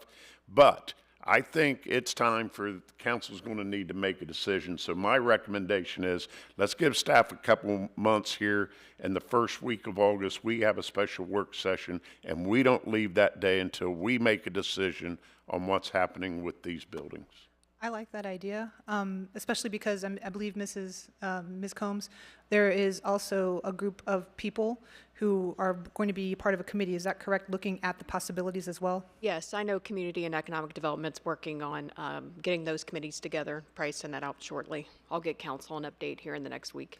I think that's a really good suggestion, given the dire nature. It is important to see all possibilities. We do need to see the costs, the timeline for whatever happens. And also, I know the community spoke that they would like to save these buildings, okay. And what does that look like in real money, and what would that take in time, and how does that work? I think we need to hear it all. So if everybody could be prepared for that August date and time and have everything prepared to be able to put everything on the table, that sounds good to me. What do other members of council think? I agree with Paul that that building need to come down, not wait till August. That's how many months from now? I think we need to do it now, today. That building should come down before someone is damaged. And the First National Bank, what are we holding on to them for? We haven't, when's the last time we were in there talking about even making repairs? We could use that money to put a pool down there in the South End. We can use money to repair our parks. We can use money for the Renaissance. We can use that money for something other than Manchester and the Sunshine Building. Tear them down. It's a waste. It's a waste. We're not going to benefit from it. They've been sitting here all this time. I agree with Paul. Be done with it. Well, might I suggest, let me get some ballpark figures on what it would cost to take these buildings down, because it's going to be hard to get a hard number without just letting it out for bid. But I can get a ballpark. Mind you that there's some asbestos issues that it's hard to really put your thumb on, but that'll take at least a month to get that together. So we're not going to be able to do anything either way. Right. Until we can get, but I'll go ahead and get that started and get some figures on taking it down, and then you get those figures to you, and you can decide which way you want to go with it at that point. Thank you. I have a question also. Let's see here.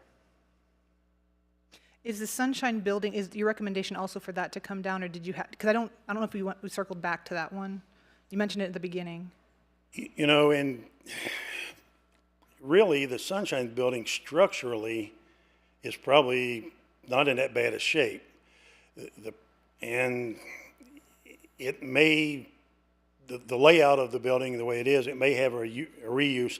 I don't know. That's something that's really, economic development will probably have to answer those questions.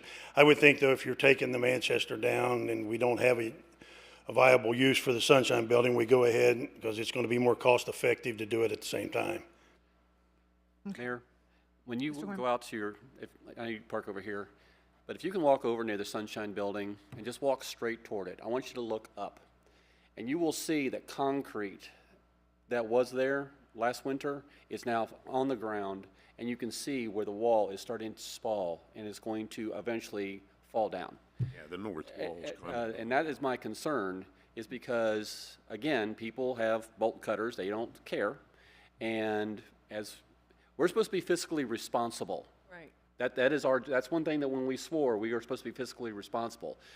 If we continue to allow these buildings to be there, someone will stand right underneath there and get clocked and hope they don't die, because then they will lawyer up, and then you will get a writ, so or a notice of lawsuit. People do that, and not that I'm just an electrician and an ESI, but when I can look at a building, when I can see what it looked like, because I walk around the city as a little hobby, and when I see a building that was, that wall that's up top was there, and now, because we had a hard winter, we had 24 hours of snow, and when I saw that concrete now opened up and you can actually see a little bit in there, I'd say walk over there, Mayor, and take a look at it.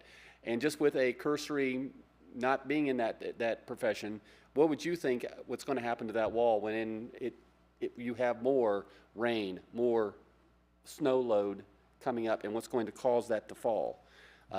That's just my suggestion. I've seen it, and I just wanted to hear what he had to say. Yeah, so thank you both, but thank you for that also. Just wanted to circle back, because I didn't hear that in the first place. Any other questions or comments at this time? All right, thank you. Is there anything else for this, Ms. Combs? That's all. All right, thank you both very much. The next presentation will be regarding the home improvement repair program, and I'd like to invite down Ms. Shayla Perkins. She is our economic program manager.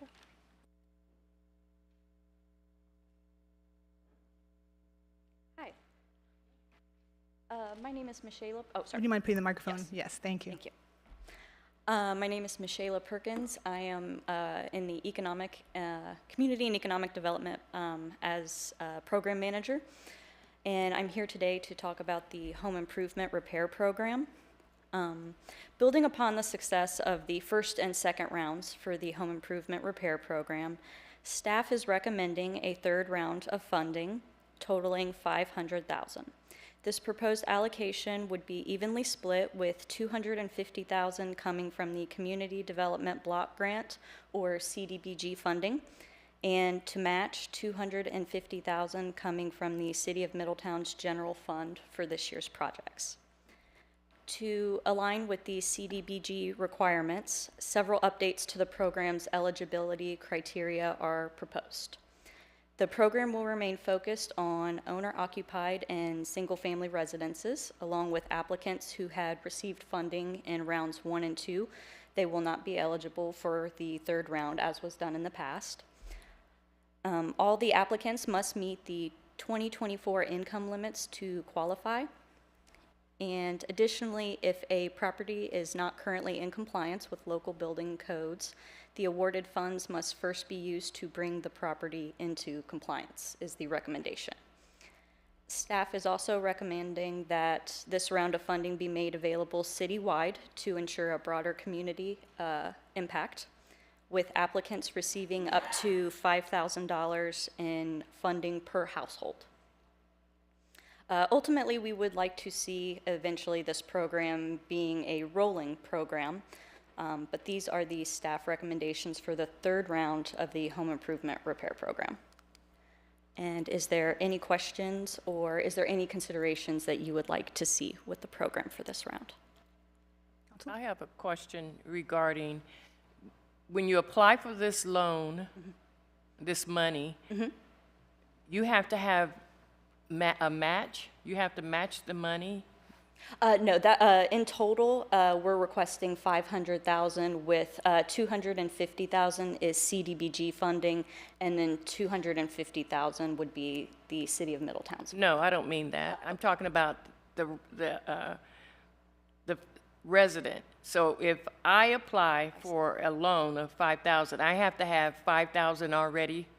No, just if you are doing a project and your contractor quotes you at 5,000, then the city would give you a check for 5,000. Or if the project was for 3,000, then the city would give you a check for 3,000 and you would pay your contractor with that amount, but it's not taxable. Okay, so you don't have to have that. It's a grant. So didn't they do that before? When we had this money before, Ashley, didn't you have to give? No. You had to have $5,000 in order? No, it was just a grant. Okay. Yeah. If it costs you $10,000 and all we're giving you is $5,000, you have to come. Right. But I thought they had to match whatever the city was giving them before. Okay.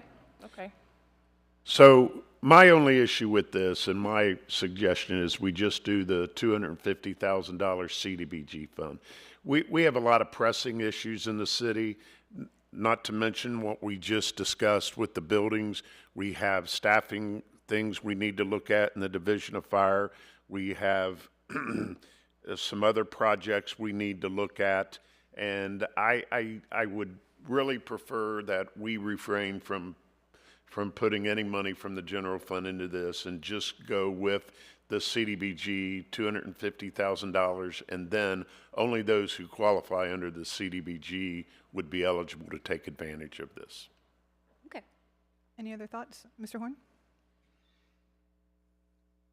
Okay, so just help me out here.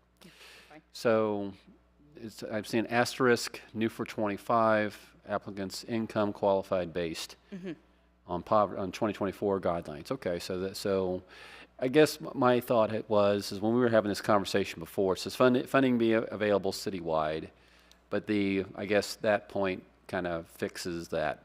Because the reason I mention that is because when we spoke about this before, our inventory from Braille to the river, and I mean, when I say Braille to the river, I mean all the way around. But you take it all the way to Cliffs, all the way down to Carmody, or where we meet up with Post Town. So that's what I mean by that. Those homes are now 75 to 100 years old. So those will need repair if you have not kept them up in repair. But that kind of answers my question with the citywide, because the folks that are above Braille, there are some older homes over near Jayco Park, I got that. And now, can someone work with this and self? Because self does repairs for people who are low income and also over 65. This to me is going to help our folks who are over 65, who are, yes, maybe taking care or taking advantage of the Homestead Act, but are still being crushed by the property tax that they're dealing with. So that's why I'm for this. But I'm also, I agree with Councilman Lawley on the CDBG, because we still have to address the Middletown Event Center issue, staffing issue, and potentially of demolition issues. So, and maybe that just means that we continue the program over and over, give people time to apply, and then do this next year, do the following year, and just continue as a program within our city limits. Yeah, if you just go down the list, I mean, $200,000 we're going to need for the police substation, at least $2 million if we put a park on top of the CSO basin. If we have additional trash bash, $60,000, $1 million for the First National roof replacement, $400,000 for the event center HVAC, $300,000 for some other projects, additional fire department staffing, which I think is a huge priority. And then we're getting into other downtown demolition work, you know, another almost $4 million. So at some point, we're going to have to cut some things out. Yes, and we didn't even mention Care Flight yet. Over the next 2.5 years, we have to look at Care Flight as well. So I am also in agreement with that. I think at this point, we will stick with the $250,000. That's what I'm thinking as well. Okay. $250,000 from CDBG doesn't mean that we can't look at it again in the future, but at this point, we have so many items that are pressing. It seems like the best choice. Okay, and the 5,000 per household, is that acceptable? Yeah, I think that's what staff was recommending. Plus, I know that there are people and organizations that are looking to maybe help with free or very little cost labor. That's one of the questions I had. I've had people approach me. I've been introduced to people and churches as well who wish to do the labor, which is usually the biggest cost. So one of my questions for our Assistant Law Director, Mr. Hemingway, was can the city have a list of contractors that would work at low to no cost to hand out with this to help stretch those dollars even further? Mr. Hemingway, did you get an answer for that, or how's that look?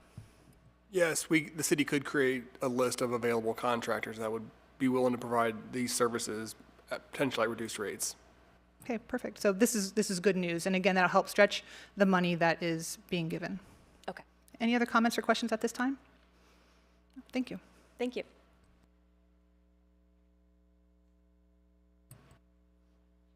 Is there anything else, Ms. Combs, for city manager reports? That's all for me. All right, well, thank you very much. The next item on the agenda is our motion agenda. However, at this time, at 7:05, I would like to take a 10-minute break, and let's meet back at 7:15.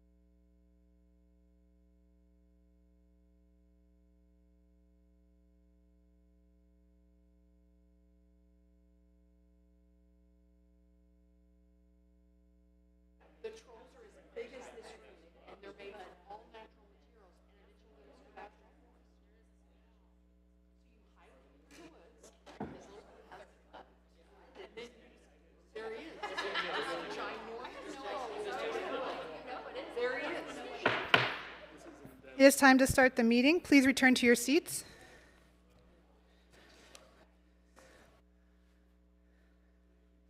Thank you.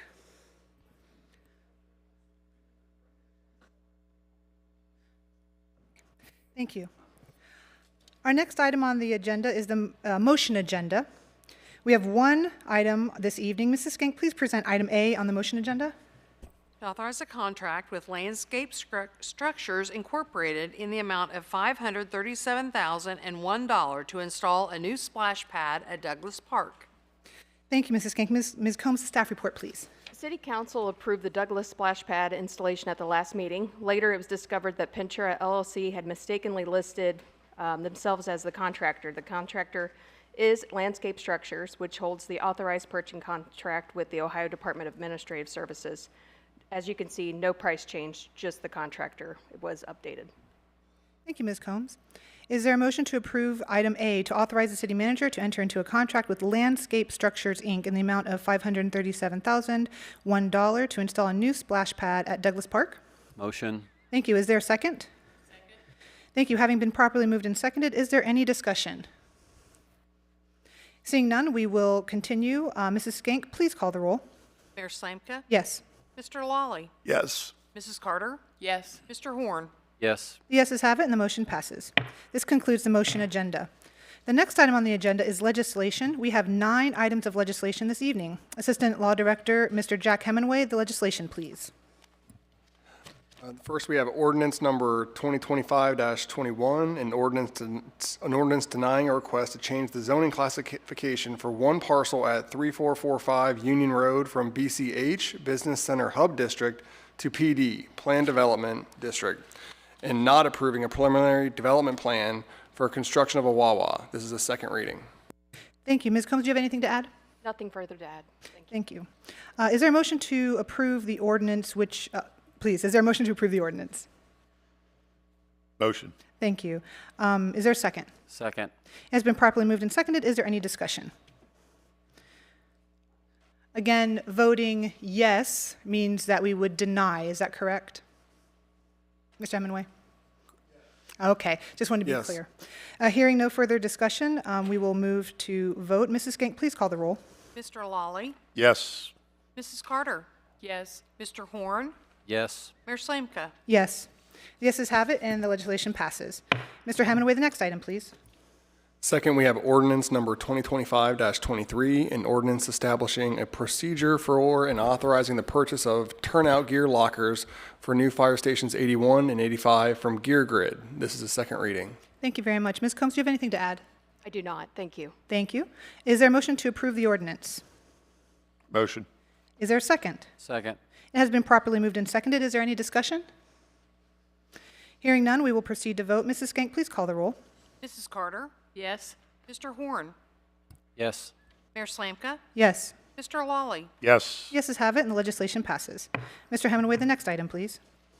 Third, we have ordinance number 2025-24, an ordinance establishing a procedure for and authorizing a contract with Yoakum Fireworks LLC. This is a second reading. Thank you. Ms. Combs, do you have anything to add? Only thing is that this is for our July 3rd fireworks display. Thank you very much. Okay. Is there a motion to approve the ordinance? Motion. Thank you. Is there a second? Second. It has been properly moved and seconded. Is there any discussion? Seeing none, we will proceed to vote. Mrs. Skank, please call the roll. Mr. Horn? Yes. Mayor Slanka? Yes. Mrs. Carter? Yes. Mr. Lawley? Yes. Yeses have it, and the legislation passes. Mr. Hemingway, the next item, please. Resolution number 2025-12, a resolution to make adjustments to appropriations for current expenses and other expenditures of the City of Middletown, counties of Butler and Warren, State of Ohio, for the period ending December 31, 2025, and declaring an emergency. This is for the Fire Station Levy Fund. Thank you. Ms. Combs, the staff report, please. This is a request for funds totaling $49,010.20 from the Fire Station Levy Fund. The first is Fire Stations 81 and 85 office furnishings. The Division of Fire is building the fire stations 81 and 85, set to open in June. The larger stations will require more furnishings, and the most of those are currently 20 years older. The office furniture being purchased is based on state Ohio contract pricing, so they're requesting that formal bidding be waived. The total cost for the furniture for the two stations is $10,741.20 to be appropriated. The second request is to approve the appropriation of funds to purchase 6 feet commercial-grade aluminum fencing around the building and parking lot of Fire Station 83. This is to enhance security. The fire station seeks to install this fence around the parking lot and rear of the building. This will deter intruders from that parking lot and create a sense of safety while those firefighters are responding to calls. The written bids were obtained from the Simpson Fence Company, and the lowest bid was at $34,790. And again, the total being requested tonight is $49,010.20 from the Fire Station Levy Fund. Thank you, Ms. Combs. Is there a motion to approve the resolution? Motion. Is there a second? Second. It has been properly moved and seconded. Is there any discussion? Hearing none, we will proceed to vote. Mrs. Gang, please call the roll. Mr. Horn. Yes. Mayor Slanka. Yes. Mr. Lawley. Yes. Mrs. Carter. Yes. Yeses have it, and the motion passes. Mr. Hemingway, the next item, please. Ordinance number 2025-26, an ordinance authorizing the termination of a contract for sale and development with True Green Properties LLC and approving a term sheet with Greg Fisher, his successors and assigns, related to Butler County parcel number Q654-205-9000043, located on Emerald Way, and declaring an emergency. Thank you. Ms. Combs, the staff report, please. This is to authorize the city manager to terminate the contract of sale and development with True Green Properties LLC and replace it with a recorded property use restrictions and a new development agreement. In 2007, the City of Middletown and True Green Properties entered into a contract for sale and development for industrial and commercial properties along Emerald Way and Cincinnati-Dayton Road. A portion of the project was sold to Pack Worldwide in 2020, and they now plan to sell it to Greg Fisher. However, the existing contract remains attached to the property. To resolve the title issue, the city will terminate the existing contract and implement property use restrictions that prohibit self-storage facilities, storage without on-site employees, wireless telecommunication facilities, unless permitted by a variance, outdoor storage and sales, unless permitted by a variance, recreation facilities, passive parks and natural areas, and train spurs and yard tracks. The city will also establish a new development agreement with construction timelines. If the construction does not start within 5 years, the city reserves the right to repurchase the property for $100,000 per acre. This development aims to increase the available industrial property and support job creation in Middletown. The alternatives could be that council will choose not to approve this action, but this may delay Pack Worldwide's property sale. There is no immediate financial impact, but if the project stalls, the city will need to consider repurchasing the property. Staff recommends treating this legislation as emergency for immediate consideration, as both buyer and seller are eager to proceed. Thank you, Ms. Combs. Is there a motion to approve the ordinance? Motion. Is there a second? Second. Thank you. It's been properly moved and seconded. Is there any discussion? Seeing none, we will proceed to vote. Mrs. Skank, please call the roll. Mayor Slanka. Yes. Mr. Lawley. Yes. Mrs. Carter. Yes. Mr. Horn. Yes. Yeses have it, and the motion passes. Mr. Hemingway, the next item, please. Ordinance number 2025-27, an ordinance repealing ordinance number 2025-18, ordinance number 2025-19, and ordinance number 2025-20 regarding the annexation of 68 acres of Lemon Township and declaring an emergency. Thank you. Ms. Combs, the staff report, please. This is to appeal 3 ordinances that were approved at our last meeting regarding the annexation of approximately 68 acres of Lemon Township. The City Council approved ordinance numbers that were already listed for annexation. These ordinances detailed municipal services, zoning buffer requirements, and council consent. After approval, technical errors were found in the petition that was filed with Butler County Commissioners.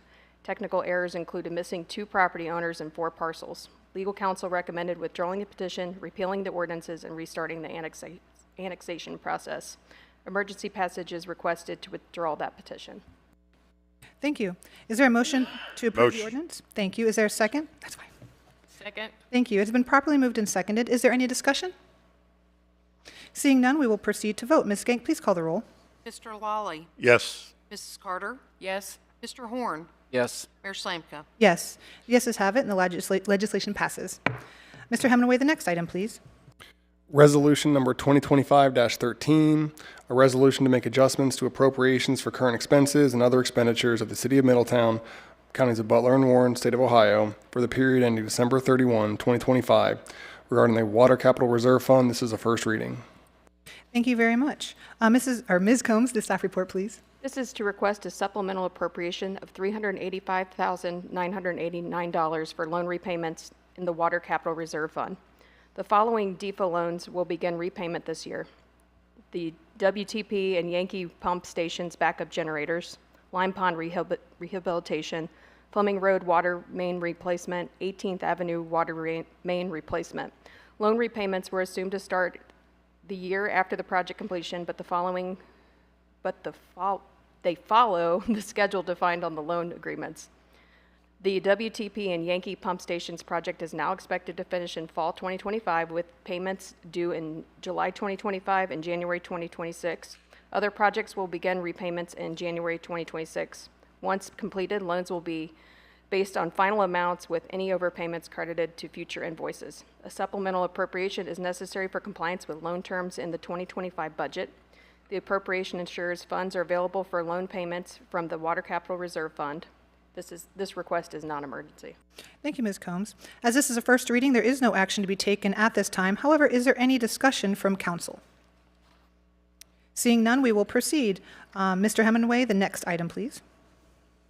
Ordinance number 2025-28, an ordinance authorizing the submission of an application for federal assistance, a consolidated plan for 2025 through 2029, an annual action plan for fiscal year 2025, and a projected use of funds under Title I of the Housing and Community Development Act of 1974 as amended. This is the first reading. Thank you. Ms. Combs, the staff report, please. The City Council is required to approve the consolidated plan for 2025 to 29 and the annual action plan for fiscal year 2025 to authorize the submission to HUD.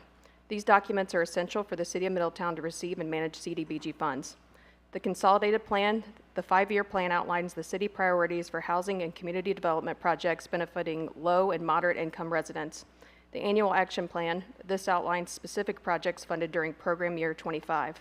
The draft plans were made available to the public, and no feedback was received after the public hearing. Mindy Mueller from Community Development Professionals is present to discuss the plan. The alternatives: approve submission, authorize submission of the plans to HUD, which is recommended. To approve, the second would be request revisions. Request revisions may delay submission to HUD. Do not approve. No approving will jeopardize eligibility for CDBG funds for 25 and affect future cycles. Thank you, Ms. Combs. As this is a first reading, there is no action to be taken at this time. However, is there any discussion from council at this time or any questions for Ms. Mueller? All right, seeing none, we will continue. Mr. Hemingway, the last item, please. Ordinance number 2025-29, an ordinance amending ordinance number 2025-10, authorizing the extension of contracts for grounds maintenance for 2025 and declaring an emergency. Thank you. Ms. Combs, the staff report, please. So the purpose is to correct Section 2 of the ordinance approved by council on March 18, 2025. The ordinance authorized an extension adjustment of mowing contract for 2025. In the fiscal impact section, we identified an error in the fund allocation. The original total cost of $345,763 was not accurately distributed across the city funds. The breakdowns are from the general fund, stormwater fund, and water fund. And what was approved in March was the addition of the auto and gas fund. So we are making that correction. Thank you very much. Is there a motion to approve the ordinance? Motion. Thank you. Is there a second? Second. It has been properly moved and seconded. Is there any discussion? Seeing none, we will proceed to vote. Mrs. Skank, please call the roll. Mrs. Carter? Yes. Mr. Horn? Yes. Mayor Slamka? Yes. Mr. Lawley? Yes. Yeses have it, and legislation passes. This concludes legislation for the evening.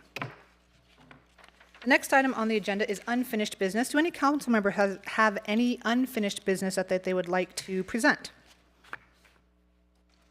Okay, seeing none, we will continue. The next item on the agenda is new business. Do any council members have any new business this evening? The only thing that I would like to do, just to say, is could we have some follow-up with some of the presentations from the citizen comments, so we can go over the notes. And for example, there was the 1710 Winona, there was the dust timeline for the cleanup, and then I thought perhaps maybe, because there is some talk of parks, maybe we could have a quick follow-up with, we have a parks plan right? So we have an actual plan, master plan for what we want to do with the parks. Maybe we can just talk about what that is briefly, just so people can be aware at an upcoming meeting at some point. Yeah, absolutely. And then I took all the citizen comments as well, so I'll be following up on those tomorrow too. That's all. Thank you so much. Anything else for unfinished business this evening? All right, seeing none, then we will continue. That concludes unfinished business. The next item on the agenda is executive session. And let me just get to the executive session part. Do I hear a motion to move to executive session under the authority of ORC 121.22G2 to consider the purchase of property for public purposes or for the sale of property at competitive bidding if premature disclosure of information would give an unfair competitive or bargaining advantage? Do you have a motion? Motion. Is there a second? Second. It has been properly moved and seconded to move to executive session. We will proceed to vote. Mrs. Skank, please call the roll. Mr. Horn? Yes. Mayor Slanka? Yes. Mrs. Carter? Yes. Mr. Lawley? Yes. Yeses have it, and the motion passes. Council will now move to executive session.